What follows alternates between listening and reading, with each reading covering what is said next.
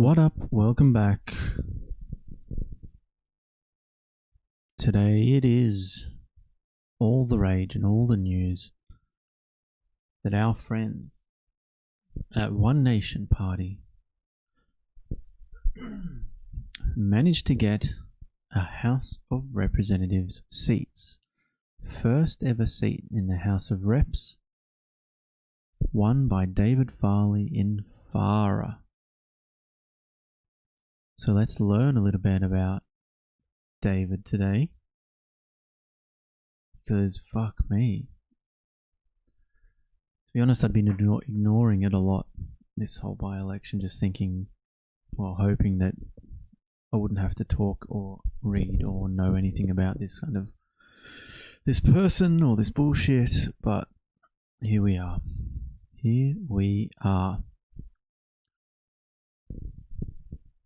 So I don't even know how many actual representatives they've got in at the moment in federal politics. So that would be nice to know. Fuck me, this is the One Nation Party list. Okay, here we go. This is election results. Dun, dun, dun, dun, dun, dun, dun. Dun, dun, dun, dun, dun. Overall seats in federal election 2025 in the Senate. 3 out of what? In the House of Representatives, 0. In the Senate. Oh, because the Senate only, they don't do the full Senate bench every year, right? I think they only do partial. 4 seats in the Senate. Okay, so quite a powerful group in the Senate, and then bugger all historically in the lower house, and then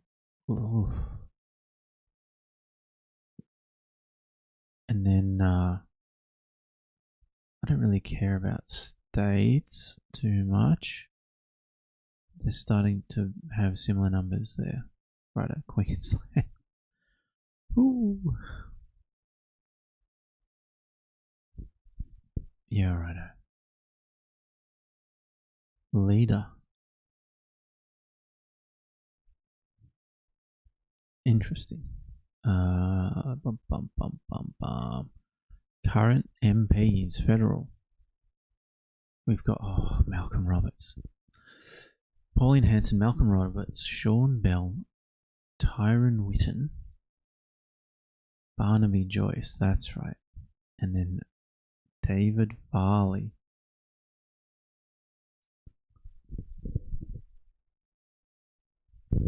Yeah, I thought Barnaby was a lower house, but I don't know. I guess I'll find out some other time, because right now we are thinking Farah, the division of Farah in the southwest portion of New South Wales, running along, I guess, the Murray River, and there's a shitload of farming country down there. It covers a whole bunch of, interestingly enough, the electorate named in honour of William James Farah, a noted wheat breeder and experimentalist. 126,563 square kilometres. Holy shit. It is considered rural. And we've got a few maps. Oops, here we go. Parks, Riverina, Murray. It's obviously running along the Murray River, which is the boundary with Victoria. It goes into Greater Hume, Albury, So yeah, a lot of wheat country as you head towards the east, and then I believe as you head towards the west, what I would call goat country. And then up in the north here in the Hillston, in the Carathul, it's kind of wheat plains as well up there, I believe.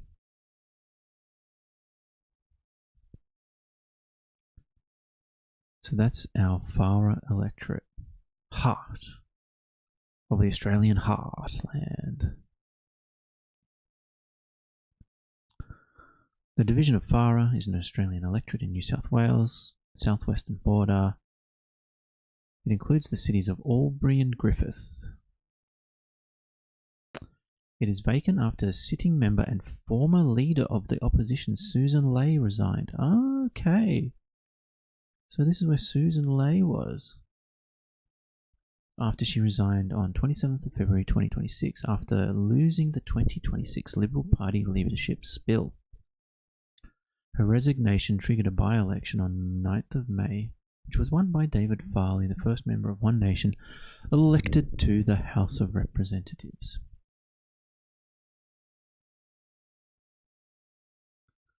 The division was created in 1949 and named for William Farah, an agricultural scientist. It has always been a safe, non-Labour seat, alternating between the Liberal Party and the National Party. All four of its members have gone on to serve in cabinet, most notably Tim Fischer, leader of the National Party from 1990 to 1999, and Deputy Prime Minister from 96 to 99 during the first half of the Howard government. Fisher's predecessor, Wal Fife, transferred to the division of Hume in 84 after Farah ceded Wagga Wagga to Hume in a redistribution. Then it goes on to talk about Susan Ley, the spill, and the by-election. And it talks about the boundaries, which I don't care so much for.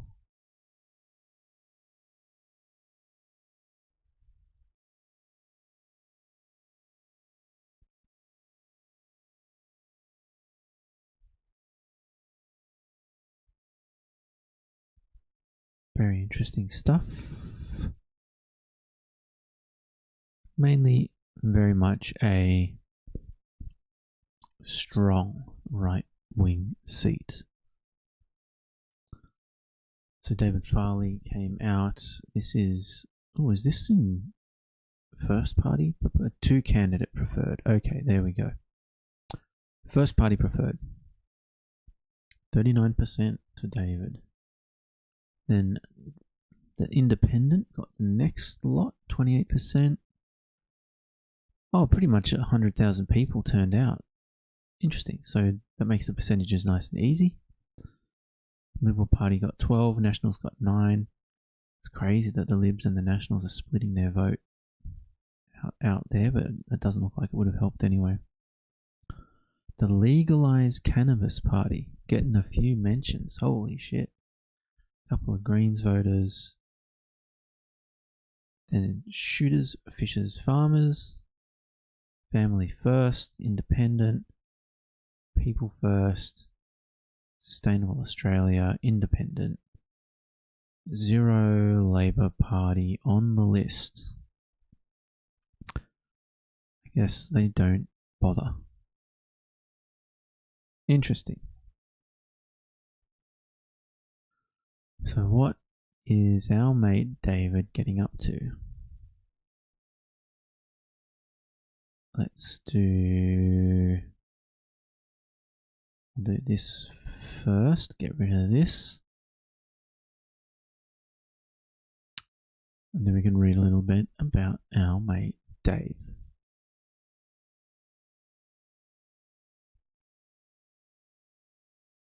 Brr. Brr. The audio stream's current bitrate is 0. Bitrate 0 is lower than the... Excuse me. Do I not have audio? I think it's okay now. Everything is going to be fine. Because we're here reading about Farley. David Farley, born in 1957, is an Australian politician who has been the Member of Parliament for the New South Wales Division of Farra since 2026. Crikey, they were quick to get on the Wikipedia. He is a member of One Nation. Business career. Farley was Managing Director and Chief Executive Officer of the Australian Agricultural Company from December 2009 to July 2013. During his tenure, Farley backed the hiring of hundreds of Indian migrants. At the same time, he accused Barnaby Joyce of holding xenophobic views by opposing Chinese investment in Australian farmland. Interesting. Farley was a member of the New South Wales National Party from 2015 to 2020. In 2019, he applied to fill a vacancy in the New South Wales Legislative Council, but was rejected. In 2020, he applied to join the Australian Labor Party and filled out a form expressing interest in running as a New South Wales Labor candidate. His application for membership was rejected. That I want to know why.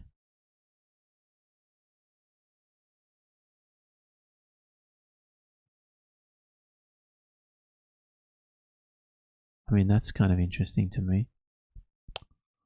In 2023, Farley donated money to Voices for Farra, later supporting the group's independent candidate Michelle Milthorpe shortly before the 2025 federal election. Farley later became Milthorpe's main opponent during the 26 by-election, running as the One Nation candidate. He won the by-election, which was caused by the resignation of former opposition leader Susan May. Okay. But do we know much more about him? What can we know?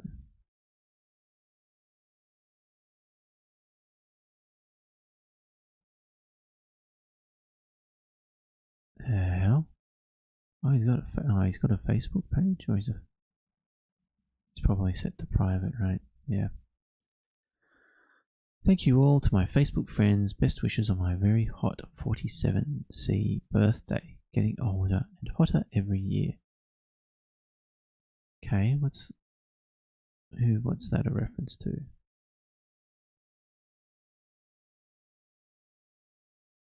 Like, where have they used that? Oh, citing his birthday. Okay, cool.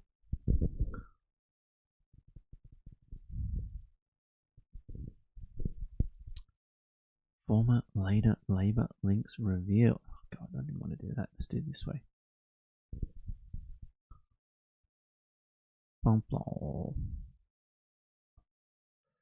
Pauline Hanson's candidate for next month's by-election sought to run for Labour under Anthony Albanese's leadership and personally donated the party's election fund in a blow for a One Nation campaign built on attacking the major parties.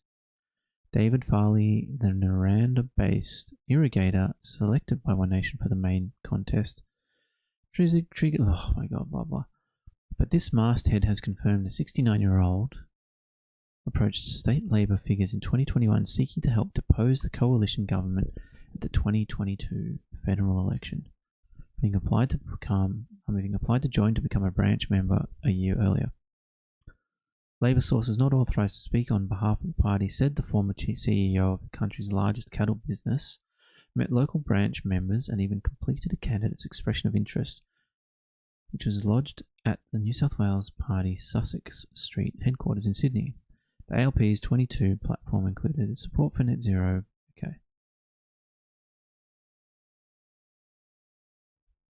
Okay, very speculative, but okay. Well, there's not a lot of information here. These news articles. I want to hear some words, some words from the horse's mouth. Like, what have we got in terms of our friend?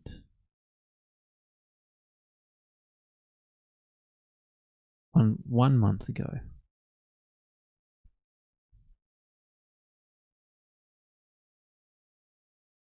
Jesus Christ. This is the greatest nation on earth. We need to become aspirational again in what an Australian is and where Australia is going. I'm David Farley, your One Nation candidate for Farra.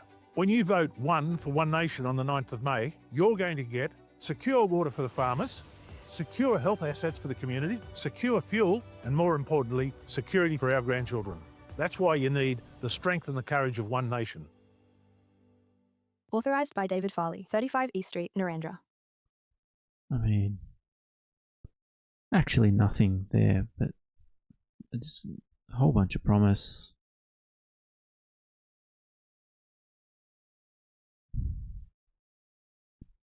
I mean, that just sounds like any politician could have said that, and anyone who's in the country is going to be saying these kinds of things, right? Like, where's the substance to attack there? Am I crazy? We'll fight for better water deal, better health outcomes. Yeah, but how? Like, in what ways? Like, he might be fighting for a better water deal for businesses, but not for independently owned farms. We don't know, because we don't. There's nothing of substance here, right? Am I crazy?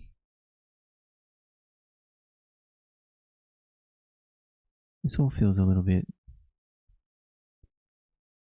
Here we go. Here we go. What's this? Shorts. Everyone loves shorts, right? Whether you're farming, whether you're trucking, or you're an important tradie, fuel security is important to your business. Vote One Nation for fuel security. Okay, so a nothing.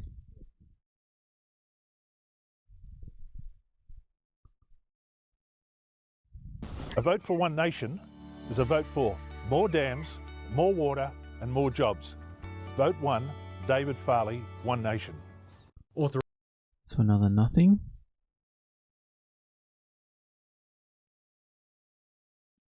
I mean, so far it's a whole bunch of no promises. Like, these aren't even promises. Maybe we'll find something, alright? Maybe we'll find a promise in here somewhere.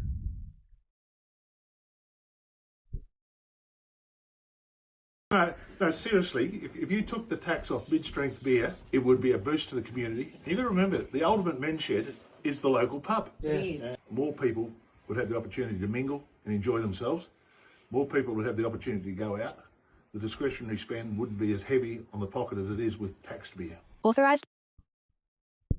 Oh my god. Holy shit. So, what are you, removing or reducing the tax on? I want to. No, seriously, if you took the tax off mid-strength beer. Removed the tax off mid-strength beer.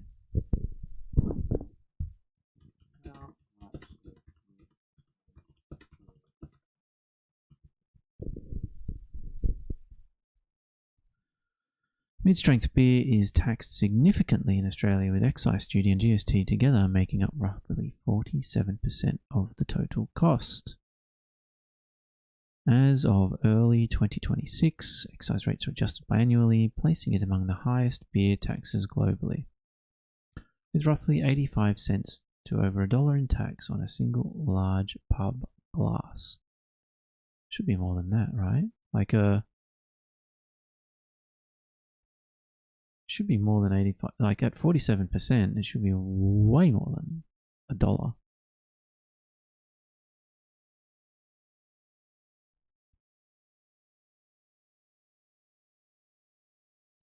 Note the first 1.15% of alcohol by volume in beer is excise free. That's crazy. That's kind of interesting. There must be a reason for this though, right? Like, and I'm guessing, oh, okay.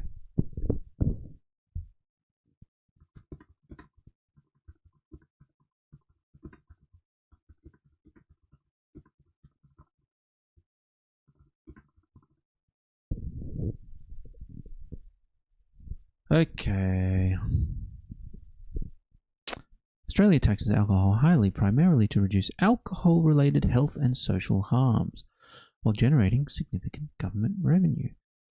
Excise rates are automatically increased every 6 months based on inflation, with the tax rate, okay, public health goals.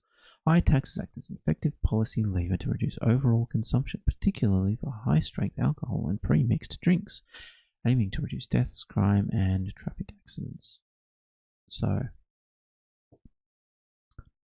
sounds like making a healthier country basically means reducing introduction trends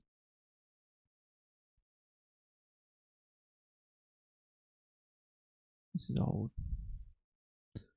but I mean it's clearly obvious, right? I think countries around the world are trying to reduce the alcohol consumption because on the back end of that is the fucking Medicare costs to the government, right? And being able to supply the health services that people need from alcohol-related illness, right? Consumption of alcohol. So, I don't think I agree with. I don't think the benefit. Like, what's the benefit here? Like, he's basically saying people can't socialize without drinking, which is crazy. Like, that's a cultural shift. We need to change that culture generally, right? Like, sure, have your drinks, have a couple drinks, enjoy yourself. But the idea that you need it to socialize is crazy. That seems like more of a, we need to be managing, I guess, that's a shift at the school, the primary school level, almost, in terms of teaching kids how to socialize. It feels much more fundamental than just reducing the beer tax. But okay, let's keep going. Let's find a few more positions. So, we found one, which is removing the tax on mid-strength beer. Let's go. Well, I'm here with David Farley, my candidate for the seat of Farrer, and I tell you what, the biggest issue here is water security for the farming sector and the community. We've got to build more water security, and that means Cooler Lake. David, what do you think? Water is the lifeblood of Farrer. Lake Cooler will underwrite the performance of Farrer, which will underwrite the performance of the nation. You've got to vote One Nation, you've got to vote David Farley on May 9 if you want to secure water in the region. Authorised by Pauline. Okay, they didn't say what they wanted to do. They didn't say anything about... Water is the lifeblood of Farrer. Lake Cooler will... Lake Cooler. What are they talking about?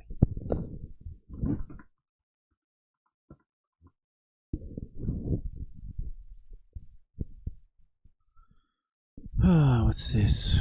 Rejected Cooler. So this sounds like this might be what they're talking about.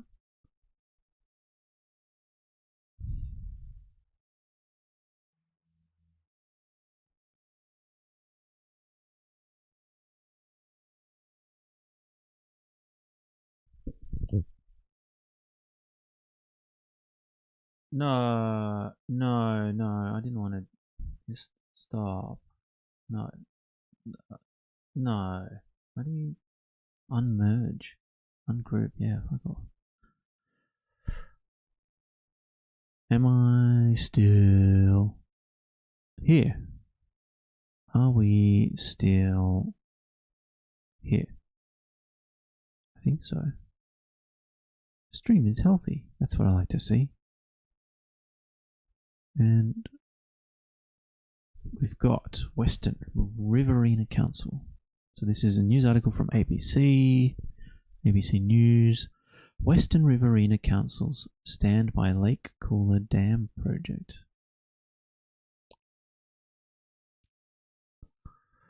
The Leeton Mayor, where's this? The Leeton Mayor says it would be disgraceful if a renewed push to investigate a mid-Murrumbidgee water storage was shut down. The Leeton, Narrandera, Griffith and Murrumbidgee councils would like Lake Cooler and Lake Meejum to be reconsidered for the site of a new dam. This week, New South Wales Minister Kevin Humphries told ABC Riverina the government's focus was on building a new dam near Gundagai.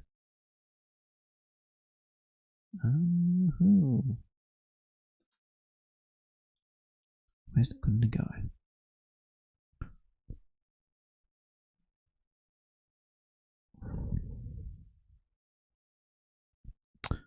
I see. So it looks like maybe just outside. Fuck, where's this Farah map? Okay.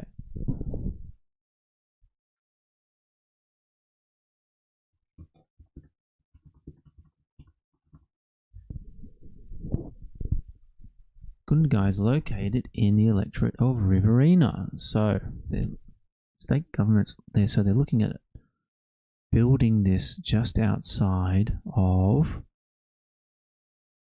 Farah, in Riverina. It also looks like it is a state issue, not a federal issue.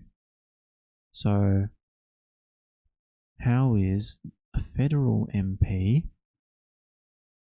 going to, I mean, obviously politicians try and influence each other up and down the gradient of government, but obviously I think he's got very little say in terms of what the fuck's happening with the water resources in New South Wales like that. But let's keep reading. So Leeton Mayor Paul Matum says it feels as if the idea has been knocked back before it had the opportunity to be properly considered. We just want to have a go and to put our case forward to get the New South Wales Minister for Water and also Barnaby Joyce as the Agriculture Minister to get their heads together and give us a fair go. This is in 2014. This is an article from 2014. That's fucking 12 years ago. We can work our way through this to give us something that will sustain our communities well into the future.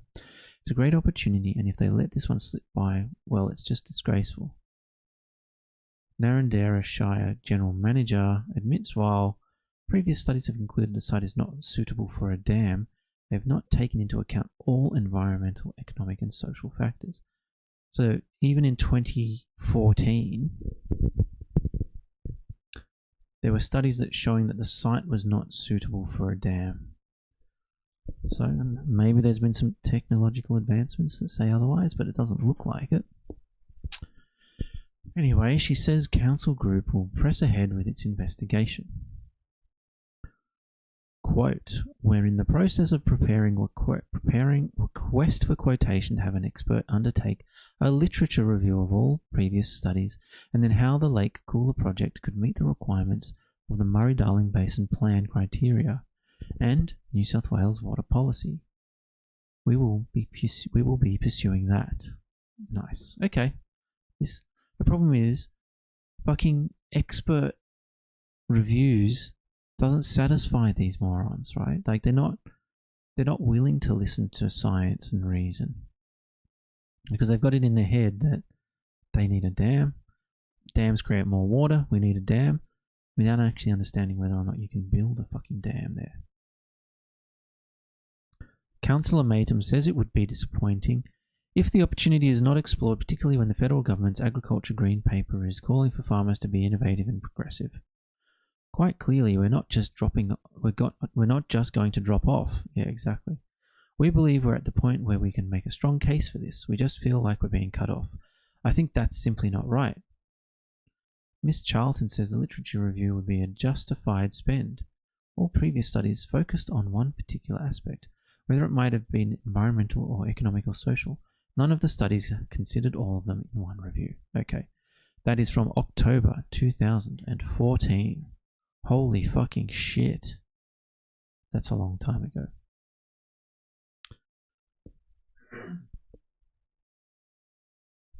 Then we've got another one from 2025. So we're looking at 11 years later, 2025. This looks like region locally grown. So this looks like a regional newspaper. My guess is it's probably a Murdoch-owned paper. Let's find it.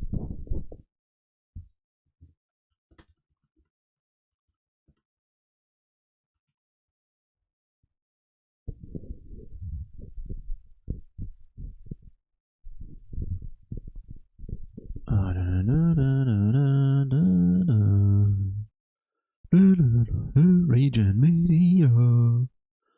Block, block, block, block, block, block.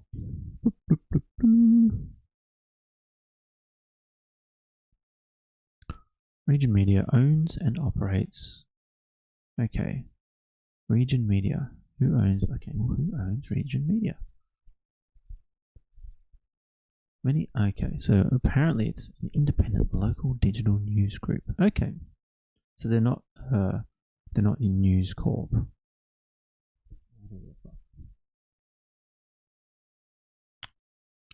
April 2025. Region Media. New South Wales government rejects application to fund study to drought-proof region by turning Narrandera's lake cooler into dam.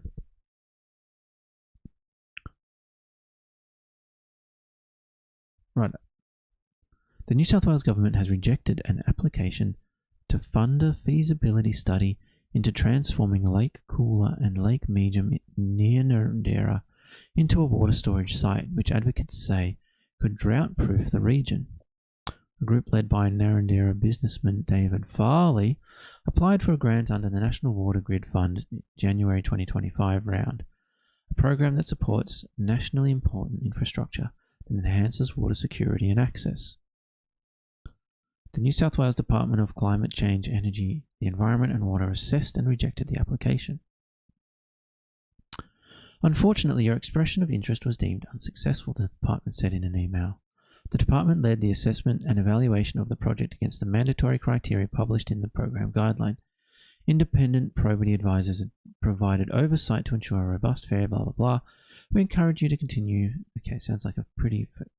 We encourage you to continue to explore funding opportunities for your project and will advise you in the next round expressions of interest open. So it sounds like a pretty generic rejection letter. Mr. Farley was furious at the decision. It's a disappointing outcome and consequence after a powerful amount of work across the Murray-Darling Basin area seeking and securing support for the feasibility study. The outcome reignites the question, is democracy failing in regional Australia? Is democracy failing in regional Australia? No? I guess it's not failing in regional Australia because they clearly are allowed to elect people. I think the question is democracy failing regional Australia, not failing in region. But anyway, that's pedantry, right? With Australia's history of droughts and floods aligned with the demonstrable facts of a forecast population of 48 million citizens in the next 2 decades, a project of the example of Lake Cooler must be in the scenario planning if Australia desires food security, affordable food, and domestically grown and processed safe food. The New South Wales Department of Climate Change, Energy and Environment and Water said the process was competitive. Our department carries out a thorough assessment and valuation process to determine which proposed projects are put forward, including making sure applications meet the mandatory criteria, blah, blah, blah, blah, blah, robust process. EOIs must be proposed by a registered entity or organisation with an ABN or equivalent such as a local council, utility or agricultural company. In this case, the Lake Cooler project EOI was submitted by an individual. Motherfucker didn't even know how to do the actual proposal and failed before it could even be assessed.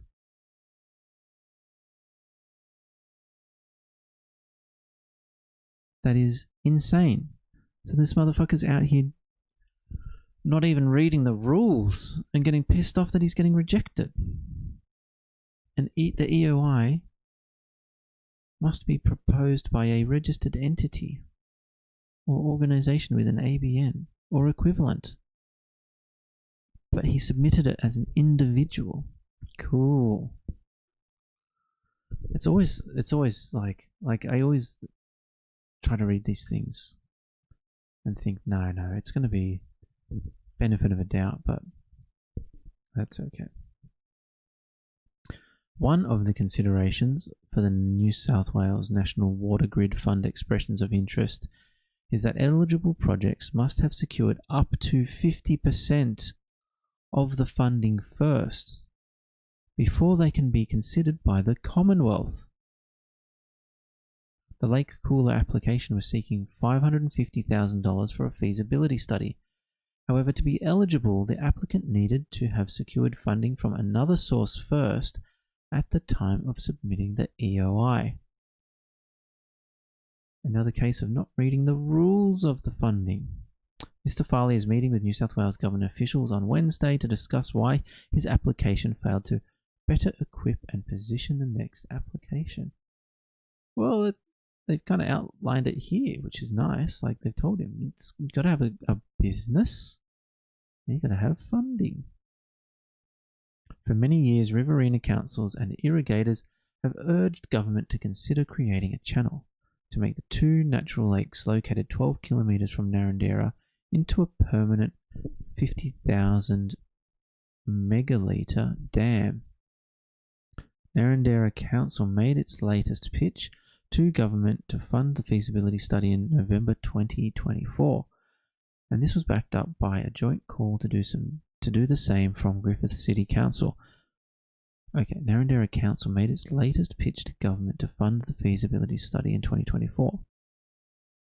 So he should have gone to the council and written it on their behalf at their, I guess, and gotten their blessing to put their ABN on it or whatever it is. And said, and had council commit to funding 50% of it. And this was backed up by, anyway, so this was backed up by joint call to do the same from Griffith City Council and the Griffith Business Chamber. Leeton Council has also supported the push.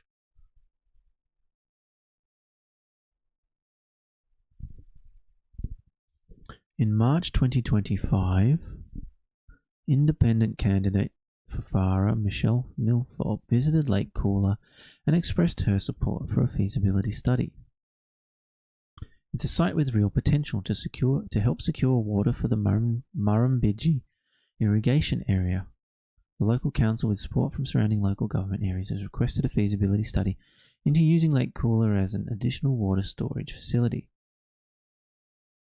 Didn't we just like, okay, see the desktop feasibility study? I support this study. Water storage and shortages are becoming a wicked problem. We need to seriously investigate solutions like this. The fight has been going on for more than 40 years. In 1980, the New South Wales government body called the Water Resources Commission published a paper outlining the benefits of a Lake Meejum water storage scheme and what was needed to make it happen. The concept of the Lake Meejum scheme is based on the utilisation of water derived by diversion of the lakes of surplus Murrumbidgee river flows arising from spills and other storages, contributions from downtown tributaries, oversupply and irrigation cutbacks. Additionally, the presence of a large body of water in close proximity to the centre of demand will further increase the efficiency of utilisation of the present resources of the Murrumbidgee River. Okay. Did they end up doing the Lake Cooler Dam desktop feasibility? Did they end up doing this desktop feasibility study?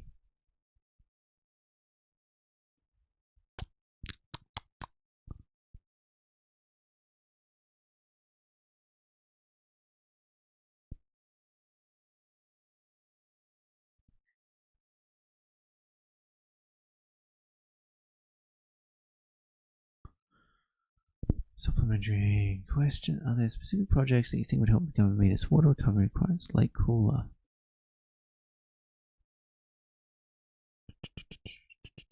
The premium margin. Okay.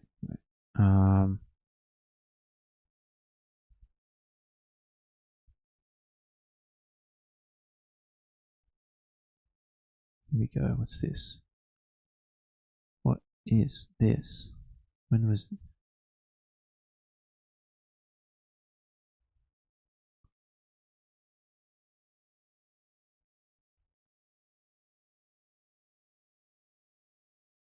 Don't tell me this is the fucking desktop study.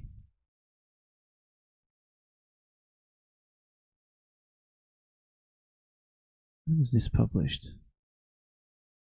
Why have you not put a fucking date on this? So this is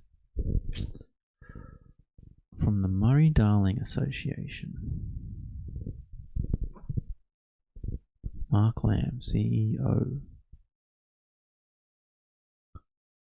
Can't believe they haven't dated this. Who knows if this actually means anything for anything?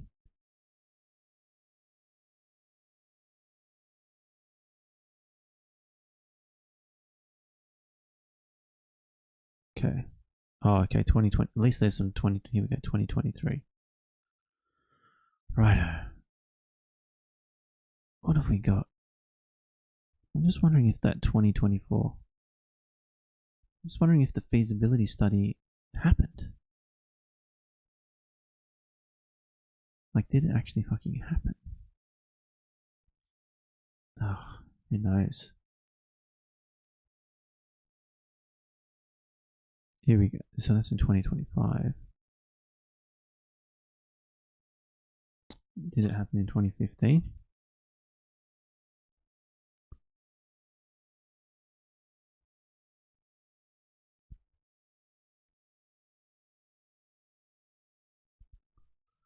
So there was talk about a feasibility study all the way back in 2014. And has it just been going around and round in circles since fucking Barnaby Joyce was the agricultural minister?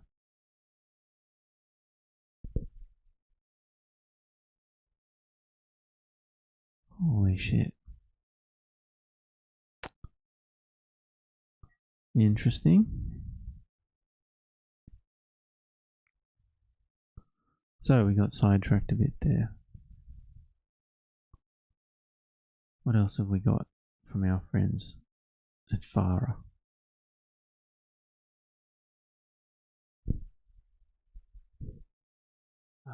Last one. Here we go. What? The fuck have I done here? I fucked up. Does he have a speech like at all? Here we go.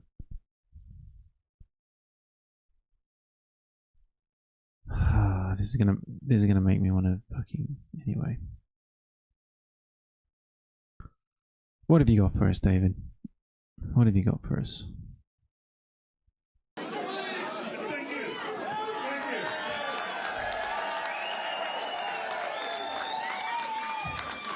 This evening, first of all, how humbling this is.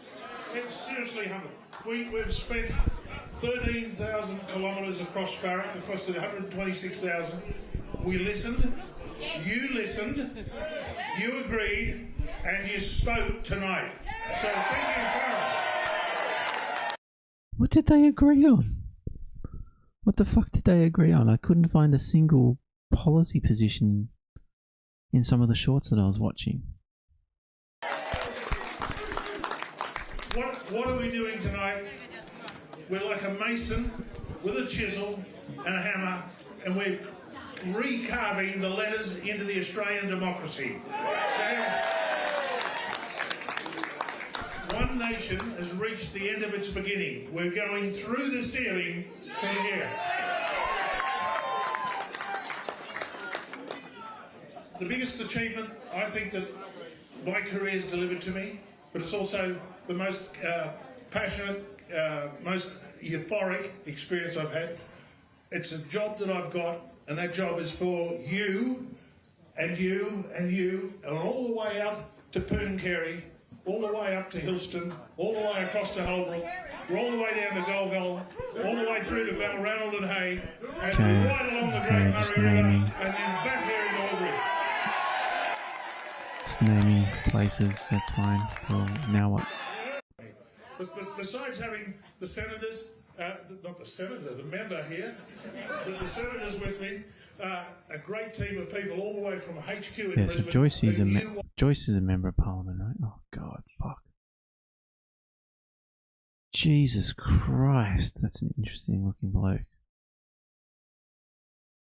I know I shouldn't get all caught up on looks here, but fuck me. Whew. What they were doing, they championed me with a young man, but he was very, very capable and impatient at the same time. Where are you, Charles? Come on, Charles Swindon. Charlie. Where are you, Charles? Yeah,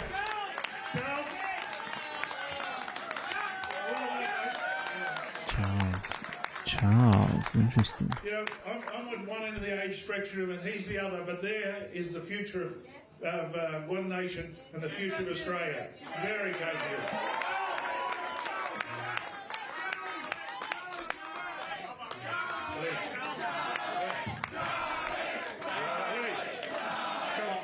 I just wanted to say, David's going to say thank you to me. But there's a whole contingent of volunteers over here, Mick, Ray and Brenton, and who you've all met at some point, I'm sure. And they deserve just as much praise.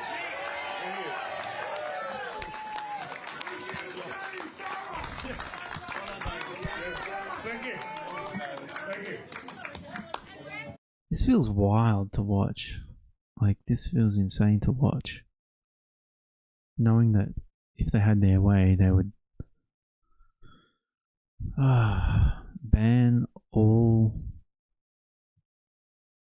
humanitarian visas if they could. Absolutely cut and gut the ABC. Like, Brendan, talk about a bit of tall timber.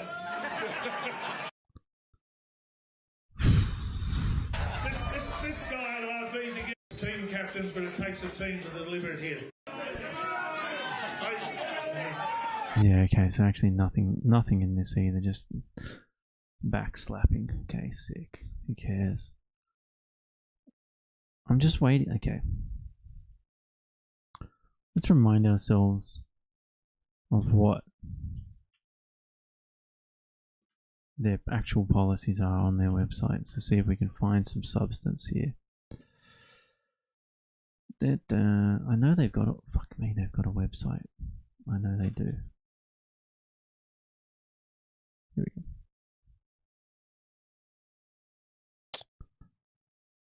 Who are we? Policies.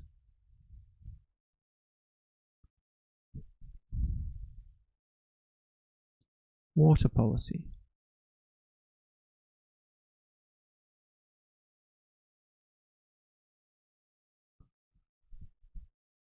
One Nation understands not just water's the lifeblood. One Nation is federal. They want to deliver a comprehensive federal water policy that supports agriculture. It's just all words like we're going to be strong on supporting water and regional communities. Okay, here we go. In the face of population growth and more economic development in Australia, the need for a comprehensive, forward-looking national water strategy has never been greater. You think the fucking previous governments haven't thought about this before? Central to such a strategy is the requirement for significant public investment in water infrastructure, which improves Australia's capacity to store more water, distribute it efficiently to end users, to eliminate or minimize water waste, and to ensure water is safe to consume. Holy fucking shit. You think people haven't always wanted to do this for forever and a day? Australia's economic, social, and environmental future depends on it. No shit. Okay. Implementing this policy will include restoring water security projects like the $5.4 billion Hells Gate Dam near Townsville. $5.4 billion. Upgrading existing water. Oh my god. Investment in, like, this is almost Green's level of delusion where it's like, oh, we're just gonna fucking spend so much money and it's gonna fix everything. Investment in water efficient distribution infrastructure in irrigation areas, primarily by rehabilitating open channel systems. Well, at least that's like calling out a very specific thing, which is good. Investment in infrastructure which promotes urban water conservation. Oh my god. Such as stormwater and greywater treatment plants and distribution systems and rainwater harvesting to reduce demand on potable water supplies. This sounds like greenies getting involved in my water. Establishing a national water security council with all stakeholders fairly represented. This sounds like more bureaucratic, bloated government. Oh my god. Aren't these things that they rail against? Eliminating unnecessary prescriptions and fees on those who collect and store water on their own land. What? Prescriptions? This would include enshrining a right to establish dams with a storage capacity of up to 4 megalitres. Holy shit.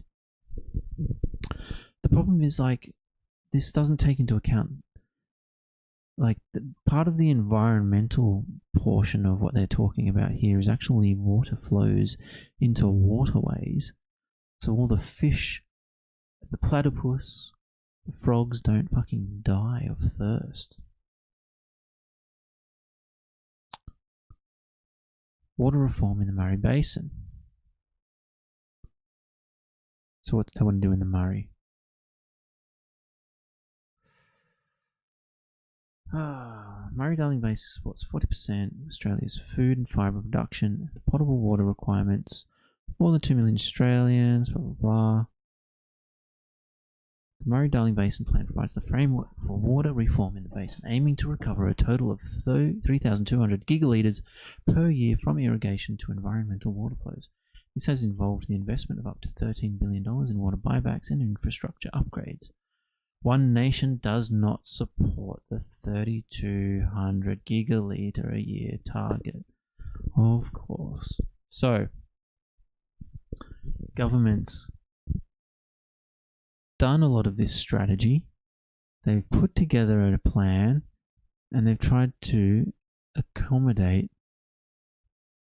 the social and environmental future of the Murray-Darling.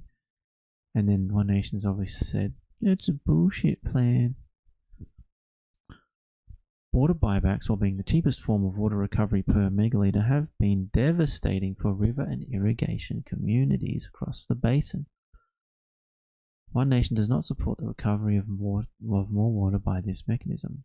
Water reform in the basin has also involved the creation of a water trading market, effectively decoupling water entitlements and allocations from the land where they are used. One Nation supports water trading between Australian irrigators who have land and crops or livestock which can use it. This provides greater business flexibility for farmers in the basin's highly variable climate. Our party does not support water trading by entities with no land, and we do not support foreign entities trading water in the basin at all.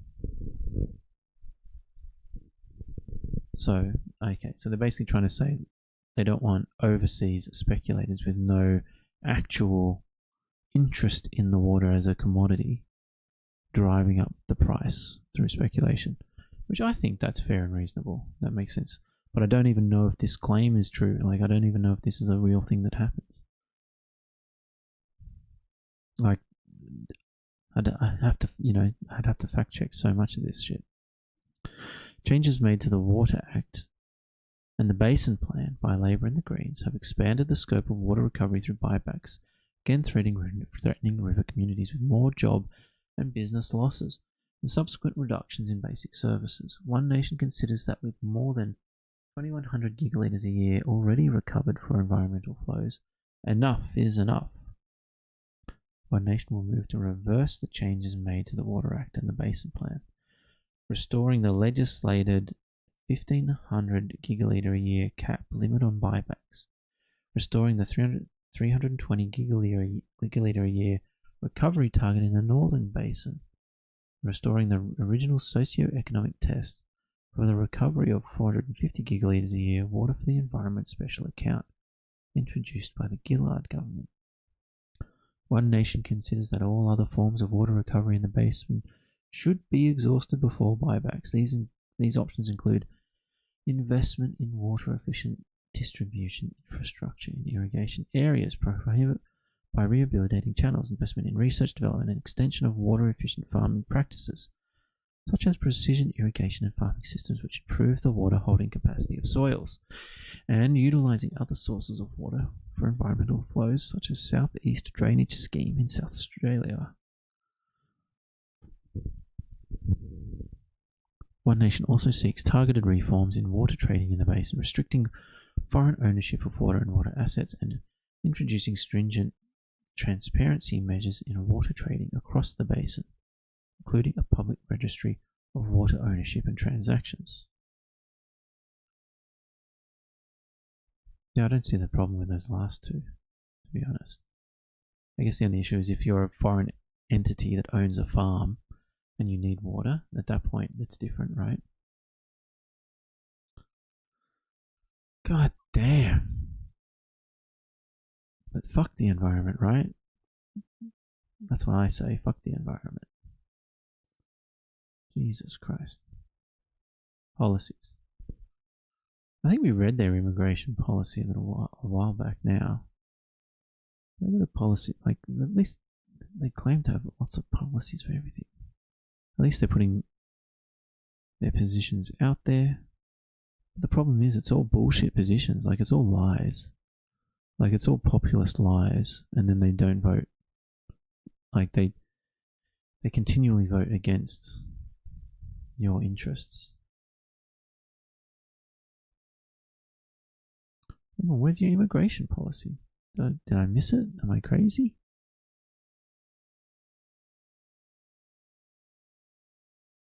Immigration. Here we go. That was the thing. Hey. So, Australia needs a common sense immigration policy that puts Australia first. Deport 75,000 illegal migrants. I mean, that's fine. Sure. Deport illegal migrants. It's all going to be fucking UK, people from the UK and France, and probably a couple of people from the Middle East. But it's going to be wealthy, mostly predominantly wealthy people. Right. Illegal overstayers, because they're flying here and hanging out. Cut immigration by over 570,000 people from current labour levels by capping visas at 130,000 per year to ease pressure on housing, wages and infrastructure. This one we saw was a little bit of a fucking, like, 570,000 total. Is that like temporary and permanent residency visas? Like, where's like this 570,000? That's like total. That's people that fucking arrive and are here for like hanging out, not doing much. Like, that's insane. Oh, they're talking about the NOM. The NOM includes temporary people that are here just studying. I mean, our permanent residency visa's 185,000. So it's not just completely dropping. Like, what are we doing? Like, how have they arrived at these numbers? Doesn't make sense. Like, that's crazy. Stopped the skilled visa rorting that allows cheap foreign labour to undercut Australian workers. Cheap foreign labour? I mean, we saw that immigrants are typically better educated than Australian workers, and they're actually getting paid more. That was from, I think we went through the OECD report, right? They come here, they've got more skills, more training, and they actually get paid more than current Australian workers. So I don't know how they're undercutting the workforce there, but that's cool. Oh yeah, and also where the immigrants live, the native born employment rate is higher. So they actually generate more wealth and jobs in an area. End the student visa loopholes that turn study into a backdoor to permanent residency or low-wage labour. Yeah, I mean, there's certainly some loopholes that you could close here in terms of, there's a lot of dark money that happens, like people getting paid cash in hand and all that sort of stuff. But a lot of that is basically let students work longer hours, I suppose. And then you can tax them. And then it reduces that chance that they're going to be in the black market economy, right? In terms of like the backdoor to permanent residency, I mean, don't you want highly educated people coming in and working at the most productive years of their life? So you don't have to pay for them to be children and then they've earned and paid into taxes by the time they're old and requiring the pension. Don't know, seems kind of good to me. Stop the administrative review tribunal being abused with endless weaponized appeals that clog the system and delay rightful deportations, blah, blah, blah. I have no idea about this one. I mean, my gut feel is that every tribunal is like that, but you have to provide reasonable access to the law and legal system. Reintroduce temporary protection visas as a proven effective policy that prevents permanent residency through the back door and deters illegals arriving. Yeah, I guess that kind of makes sense. Deport any visa holder who breaks the law. I mean, sure, but I'm pretty sure we do a lot of that. Pretty sure we do quite a lot of that. But yeah, don't argue against that. Introduce an 8-year waiting period for citizenship and welfare, ensuring the new arrivals contribute before they take. Fuck, what's it currently? Is it currently 4 years? I don't even know if this is like a reasonable policy or if it already is like this, right? Refuse entry to migrants from nations known to foster extremist ideologies that are incompatible with Australian values and way of life. Well, this is not possible because we need to have some humanitarian refugee intake and they withdraw from the UN Refugee Convention. Okay, that's kind of bullshit. No, we need that. That's kind of bullshit. So they want to not have any refugees. Okie dokie. I think that is about enough. And we better actually ban this because we don't need this. Blah, blah, blah, blah, blah. What? Here. That's enough.